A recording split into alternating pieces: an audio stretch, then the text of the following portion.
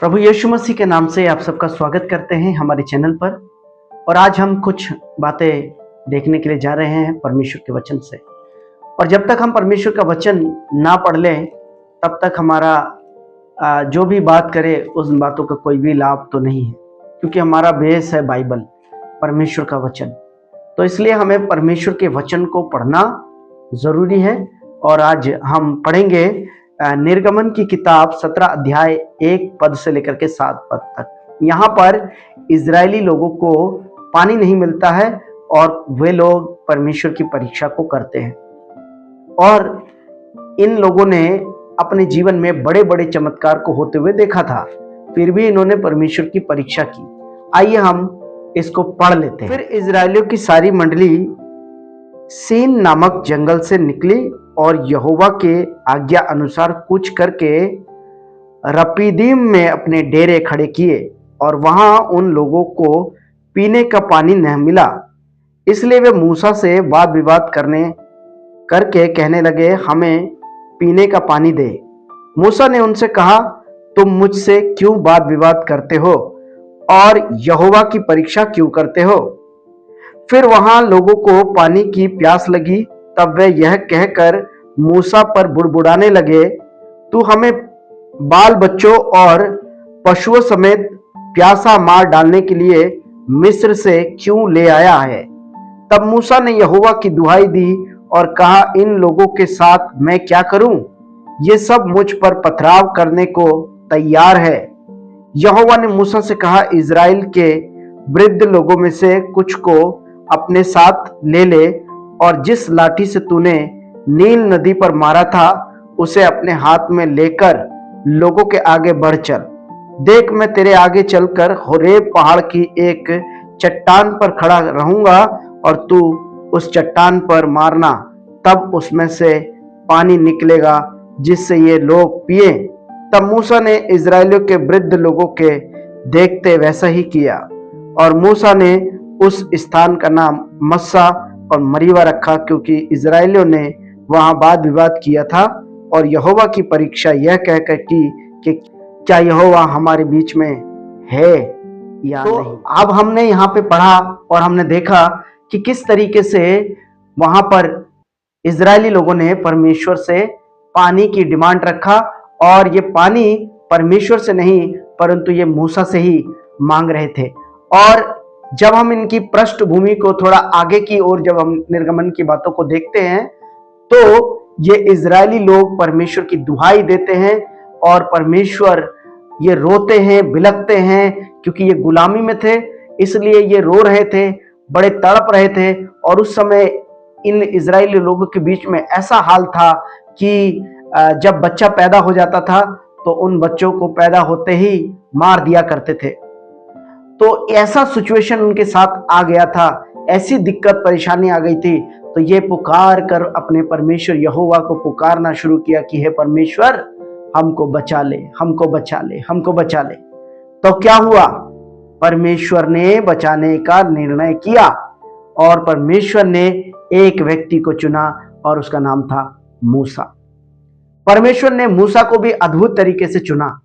मूसा जब पैदा हुआ, पैदा होने के बाद थोड़े ही समय बाद उसको नील नदी में छोड़ दिया गया, नदी में छोड़ दिया गया, क्योंकि उसको भी मार दिया जाता। उसके माता पिता ने उसको छुपा करके रखा था कुछ समय तक, लेकिन फिर क्या हुआ, उसको छोड़ देना पड़ा।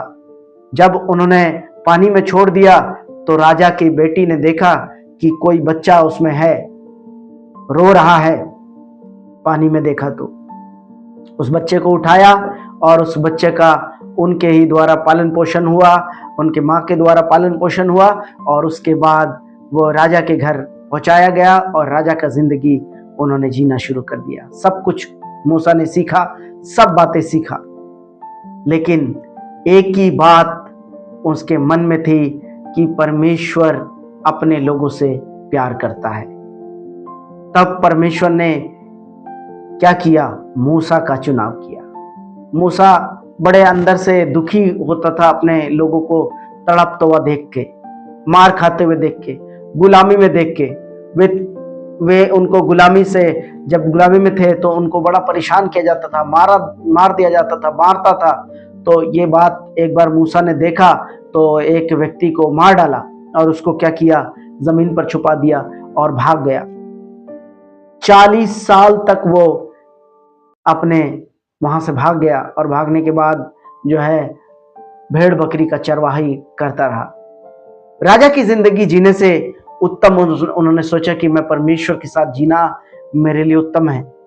और 40 साल बाद फिर मूसा से परमेश्वर ने बातें की और झाड़ी जल रही थी और मूसा उसके पास आ रहा था और परमेश्वर ने वहां पर बातें करना शुरू किया। इस तरीके से जो है मूसा को सब बातें बताया गया और बताने के बाद इन इजरायली लोगों को किस तरीके से मूसा ने उन इजरायली लोगों को बाहर निकाला मिस्र की गुलामी में से। और मिस्र की गुलामी में से जब इनको बाहर निकाला तब परमेश्वर ने बड़े बड़े अद्भुत काम इनको दिखाए, बहुत बड़े बड़े अद्भुत काम दिखाए। और उसके बाद पानी उनके सामने था, समुद्र उनके सामने था, पीछे फिरौन की सेना थी और तब अगर वो आगे जाते तो भी मरते, पीछे जाते तो भी मरते, क्या करें। तो परमेश्वर को उन्होंने पुकारना शुरू किया।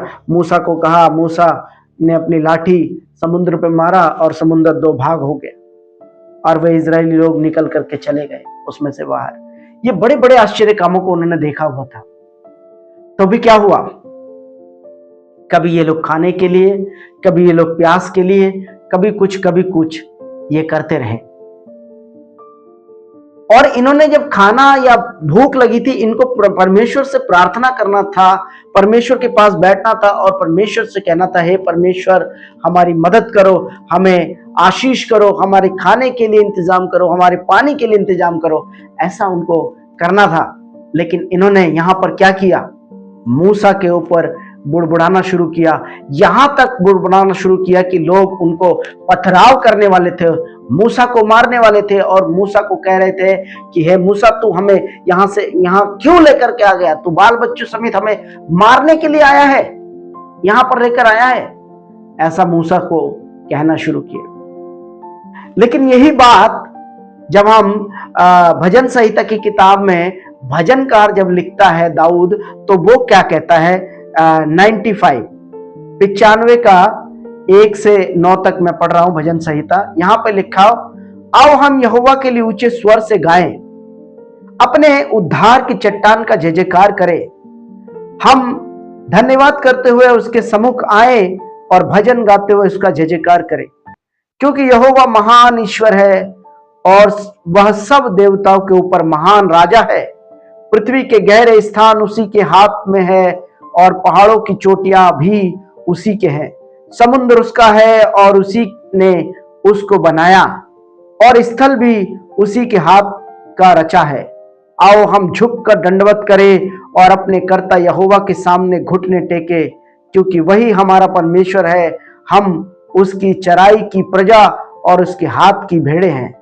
भला होता कि आज तुम उसकी बात सुनते, अपना अपना हृदय ऐसा कठोर मत करो जैसा मरीवा में व मस्सा के दिन जंगल में हुआ था, जब तुम्हारे पुरखाओं ने मुझे परखा, उन्होंने मुझको जांचा और मेरे काम को भी देखा। उन्होंने जांचा। मरीवा और मस्सा नाम जो मूसा ने रखा, इन बातों को दाऊद ने बड़े गौर से समझा। और जैसा दाऊद पुकार कर कह रहा है और बोल रहा है कि हमें परमेश्वर के आगे झुकना चाहिए, उसका धन्यवाद करना चाहिए, उसको पुकारना चाहिए और जो कुछ उसने किया है उसका गुणानुवाद करना चाहिए। भजनकार यहां पे साफ तरीके से कह रहा है। और उन्होंने ये नहीं किया, लेकिन उन्होंने एक काम किया।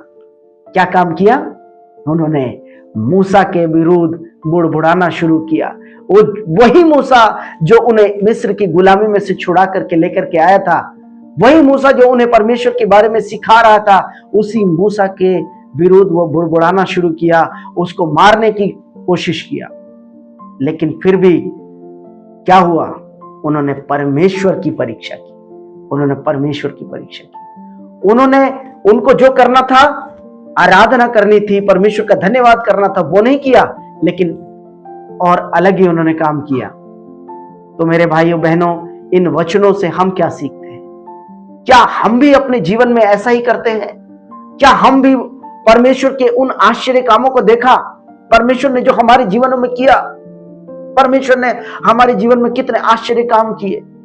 परमेश्वर ने हमें जब हमारे पास कुछ भी दिक्कतें थी, परेशानी थी, तब परमेश्वर ने हमारी मदद की। और हम क्या परमेश्वर की परीक्षा करते हैं? क्या हम भी उन मिस्र के जो इजरायली लोगों के समान करते हैं?